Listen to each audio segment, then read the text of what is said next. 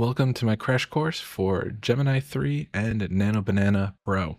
They kind of go hand in hand, so we'll talk a little bit about that. So in this video, we're going to talk about how to access everything, how to use it. I'll give you some use cases, and we'll do kind of like a deep dive so I can show you everything it offers so you're a lot more familiar with using it.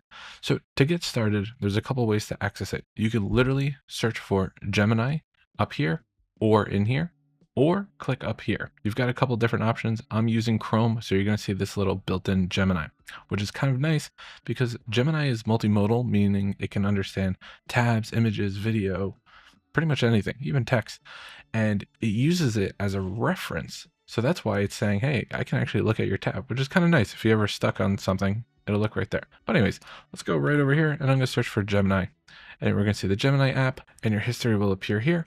It is available for free users, but you're gonna be a little limited in terms of like how many generations you can do, especially when it comes to the image stuff. Highly recommend a pro plan. It's about $19 a month.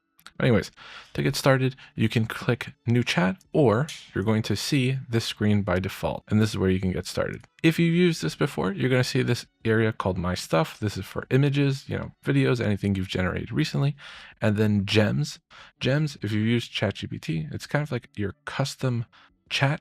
Basically, it can create a persona or basically like a specialist vibe for that chat. So for example, if I hit new gem, this will just specialize in being a horticulturist, right? You can have it just be like a coach for you, be your baking partner, whatever you want. So that's what you can do with gems. So super powerful there. And then all your recent chats are here, and then settings. So very, very easy to use. What I usually do is I'll just do new chat and I'll collapse that so I can focus a little bit more here. So when it comes to generating anything in Gemini, you've got a couple things to focus on. You've got your text window where you actually type and you communicate with it. You've got the ability to add files. So this can be images, it can be linked to your drive. And now what's interesting about, Google and Gemini here is this is not limited to just like the Gemini screen. I think one of the biggest reasons I prefer Gemini over ChatGPT right now is it can actually communicate with my other apps. So I actually use this for like grocery lists because it connects to my Google Keep, which is basically like almost like a notepad kind of app. So it sends it there, and then I have it on my phone, and then I can shop and collaborate with my wife on what we need shopping wise, right? Here, it can pull files from your Google Drive. It can create to-do lists or task lists using Google Tasks.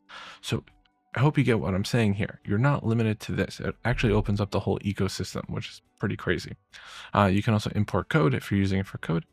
You can also tell it exactly what you want it to do. Do you want it to do deep research or do video or create images if you don't want to prompt it? So when I say prompting, I'm talking about text, like, hey, create a video for me or create an image for me. You can actually just set it to do that, right? And there's different modes of thinking depending on how fast and how much time you have. Fast is going to give you lightning quick response. Thinking, it's going to take a couple seconds to give you a response. Both are really, really good though. So what I use Gemini for is really kind of like my ideation partner. So it helps me generate video ideas. It helps me tighten up scripts, helps me improve emails, write things for me, improve my writing. I mean, it's very, very flexible. So I'm going to show you how to generate as well as how to edit. So what you could do here for enter prompt, I could say, give me, 10 ideas for things to do this weekend in Manhattan. Okay. So I have it on thinking mode. So it's going to take a little bit longer than fast mode, which is generally pretty quick. But here you can kind of see that it's thinking, it's explaining its thought process to you, which is like really, really powerful. And it's just interesting to see what it's thinking, because if you notice that it's picking up on anything weird or wrong, right? Like imagine the dates are wrong. You can actually just stop the response right here. So you don't have to wait.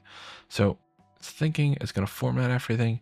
And then it's literally giving me specific things to this weekend, right? So right now, this is in terms of recording, it's December 8th. So it knows, hey, this Saturday is December 13th. So very, very interesting there that it knows all this. So use it time-based and location-based. That's why I put Manhattan in there. So these are all things I'm like well aware of. So this is great. So this, very, very nice. So here I've got these like 10 long kind of like descriptions of events. Well, this is the beauty of of Gemini and tools like this, LLMs in general, is I can actually have a conversation with it. So what I can say is take the list and just give me the name of each event in a simple to read list. And look at that. So it'll send that off. And now it's just going to apply this to the text. Think of this as editing or enhancing text. We got 10 events. It basically took everything. So just to confirm, because you should always double check anything generated from AI. Let's see, rooftop igloos. Okay, there we go. Then we've got a walking tour, and you can see did a fantastic job there. Then from here in the same chat, you can generate images or videos, right? So the image component of Gemini is Nano Banana if you're using Gemini 2.5 or Nano Banana Pro if you're using version 3, which by default it's going to be using that. So here we could say generate a image representing this list. So I'll send that off. And now it's going to look at this and generate something from scratch. The incredible thing about Nano Banana Pro is the quality is insane in terms of like understanding what you're talking about, like the intent and the prompt, as well as the output, like the visual fidelity is insane. So here we can see it's loading Nano Banana Pro and then it's thinking. So now it's synthesizing. So this is very, very crazy. Look at that. So all those events that we were just talking about, and it just put it into one little card. Insane. So now, talking about editing, you can edit images here. So here we've got this kind of like cartoony style. So now let's say change the style of the image to be in pen, like an architect's sketch. And now it knows that I'm talking about this image and it's going to refine it. Or if I actually have a reference, I can go and grab that. Look at that. That's insane. So it preserves everything, right? Look at the details here. But it then went and made it all pen style. Very, very crazy. But this is the benefit of using Nano Banana Pro. It understands this. It's very, very flexible.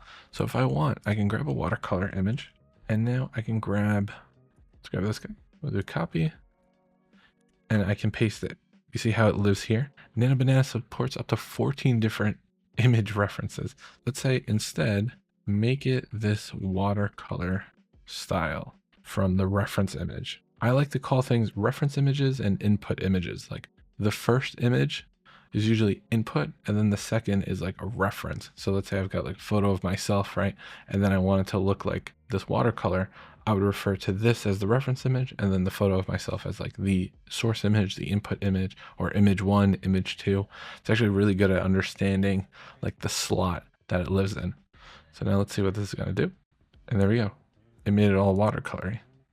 I mean, it's crazy. And the text is legible. This is something AI hasn't been able to do for a very, very long time. So that looks awesome. And now if you want to make things go a little bit crazier, you can generate a video. And then this is going to use VO 3.1, which also supports audio. So it'll generate audio. So now I can say, generate a video based on the holiday market scene. And you could go into more detail explaining, the type of shot, the framing of everything to kind of match exactly what you want. This is good if you're just doing like quick little tests, you just want to see something.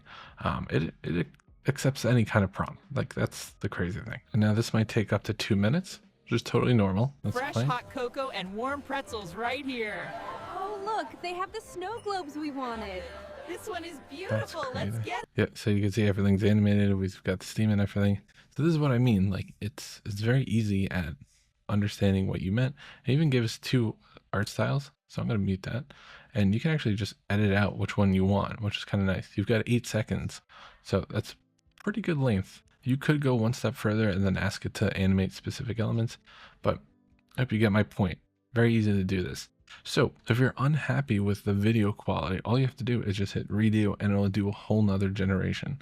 So it's kind of nice that you can do that. So anyways, that's it for this one. I wanted to give you like a quick little crash course. I think it's important for you to understand like all the different capabilities of this and how powerful it can be for your own work. See you in the next video.